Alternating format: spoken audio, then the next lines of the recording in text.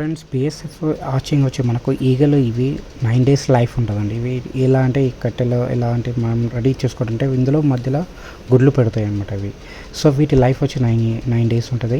And మనకు 9 డేస్లో ఇవి మేల్ అండ్ ఫీమేల్స్ ఎలా అంటే మేల్స్ వచ్చి 4 to 6 డేస్ అండ్ ఫీమేల్స్ వచ్చి 9 డేస్ వరకు లైఫ్ ఉంటుంది. సో గుడ్లను హార్చింగ్ చేసి ఇట్లా మెడిష్ రెడీ చేసుకొని ఇలా గుడ్లను సేకరించి మనం హ్యాచింగ్ చేసుకోవడం వల్ల ఏంటంటే మనకు వితిన్ 9 డేస్లో ఇవి చనిపోవడం వల్ల వీటిని మళ్ళీ కోళ్ళకు దానాలాగా వాడుకోవచ్చు అనమాట. సో వీటి లైఫ్ అనేది మొత్తం టోటల్ 45 డేస్ ఉంటుందండి. అంటే లావా నుంచి ఈ ఈగలై గుడ్లు పెట్టి చనిపోయే వరకు వాటికి 45 డేస్ లైఫ్ ఉంటుంది అనమాట.